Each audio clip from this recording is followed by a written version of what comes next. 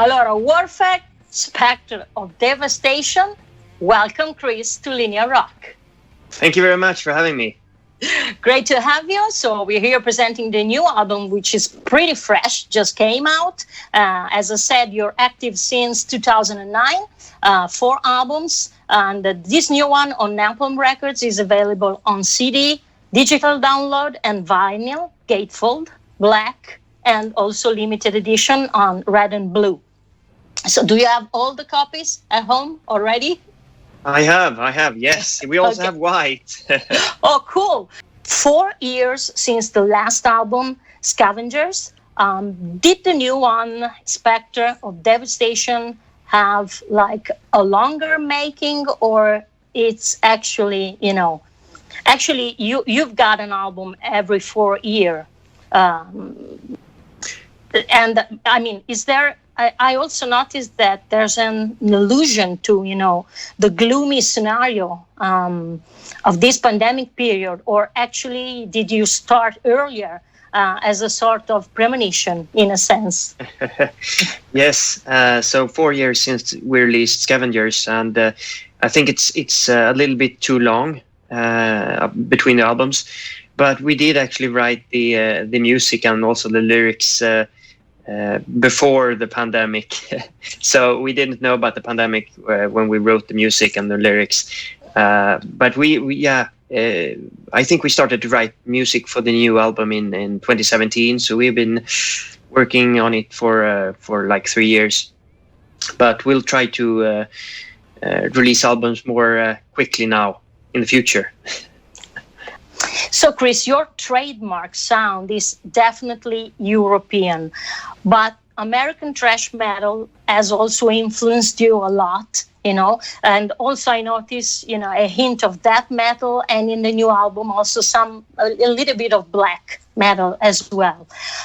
What is more European, and on the other hand, what is more American in your musical approach, and what's your peculiarity, in your opinion?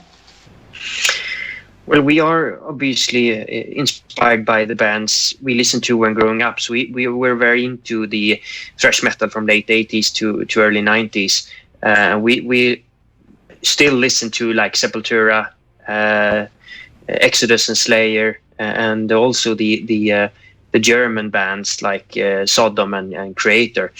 So yes, we are inspired by them. And I think what makes our music a little different from the other thrash bands is that we are inspired by the old school thrash bands, but we also try to bring in some new stuff into the music without being like a new thrash metal band. We also bring in like black metal, because me and Fredrik, we have our roots in black metal, so we played black metals back in the 90s, and I think that's noticeable on the new album, as you said. So we bring in stuff we like. We play music and write music we like, and that happens to be thrash metal mixed with some black and death metal. Yeah. What is the extra edge, of the trio lineup from your point of view? Do you feel that you miss some, or you are completely satisfied like that? And I mean, it's the perfect Warfect. Yeah, I think it's the perfect Warfect, actually. So we are very happy being 3 people, and we will be a 3-piece until the end. But I think the edge is that you can't hide when you're 3 people, so you get more space to do stuff, and also being 3 is like you're missing the second guitar player, most people think, and that is most noticeable when we play live. So when we perform live, I tend to play the songs a bit differently from when I recorded it in studio, just to fill out the guitar. So sometimes I play power chords, and sometimes I play the lines of the second guitar player. But we'll definitely continue being a 3-piece, yeah. A curiosity I have, I'm a drummer as well. I noticed that your drummer, Manne, always plays with broken cymbals. Is it like a precise choice, or he has just, a too heavy hand indeed, and, he breaks them and he leave them like that? So he's a very hard hitter, and he breaks cymbals. But these cymbals we have in the videos, it was like a gimmick. We featured them on the first music video we did back in 2013 for Drone Wars, and then we thought it would be a cool thing to do it again. So we used the same cymbals, but obviously he can't play with such broken cymbals, and he just purchased new ones. but I think we're still gonna use the old ones in the videos.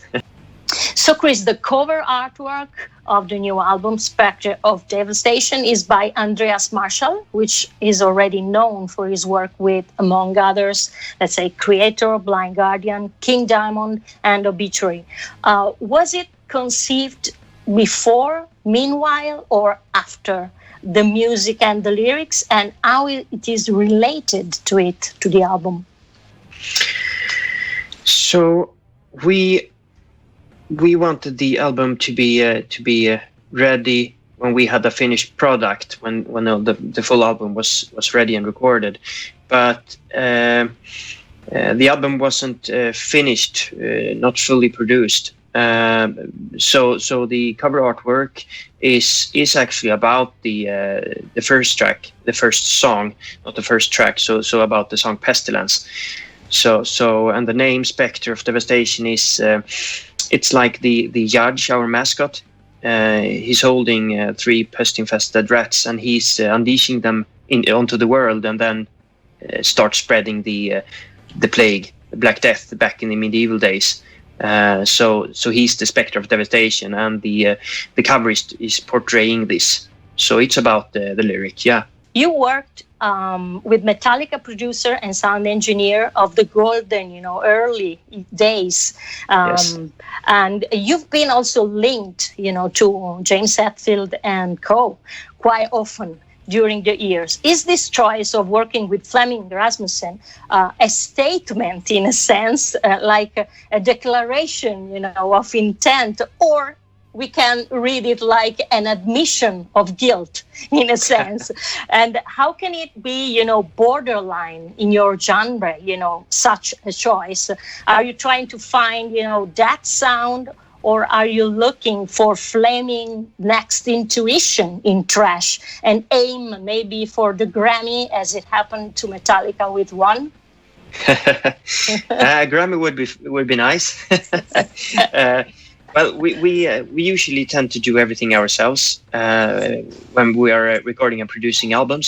But this time we tried it would be nice to bring in someone external to do the final touches on the album. And we started pitching names. And half jokingly, we mentioned, I think I was the one who mentioned Fleming's name. And then after a while, we thought, well, why not send him an email and see if he's available? Let's try. He probably won't reply, but let's try anyways. And happily he replied, and he was available and willing to do it, and he did a fantastic job. So I hope this can be a long-standing cooperation in the future as well. Which is the new element that he added, to your music, to your sound, in your opinion? So he's a super renowned producer, and we love everything he's done. And we wanted his touch, but sound-wise, he did the mastering, and Fredrik did the producing and the mixing. So he was quite limited in what he could do with the sound. On the other albums you mentioned, he probably did a lot more, and then he could decide the outcome of the sound much more than with our album. But he did a fantastic job with what he could. So, Kris, what do you answer to those, saying that thrash metal is an old school genre for nostalgics only, that has now said it all, and that, cannot add anything more to it? Well, I don't think that's true at all, because this is I mean, we had a new wave of thrash metal back a few years back, and this is probably the second or the third new wave of thrash metal.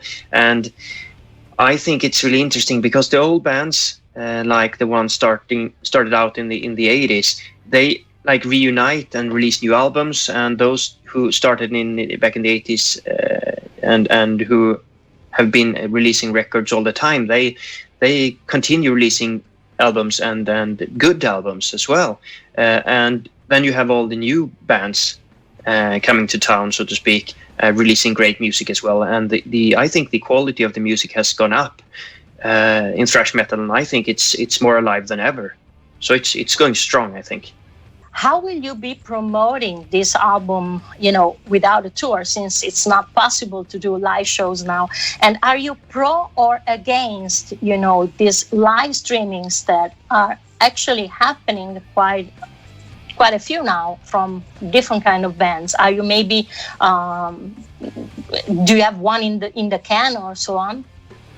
Well, we certainly hope they come up with this vaccine as soon as possible, so we would be able to go out and tour. And I certainly hope we can tour in support of the album next year. If not the first half, maybe the second half at least, and maybe do some dates in between. But regarding live streaming, I think it's a good complement. It's not as fun, of course, not for the viewer, the audience, not for the band playing, but it's a good substitute anyways. So I think it's important, and we've been discussing about doing one.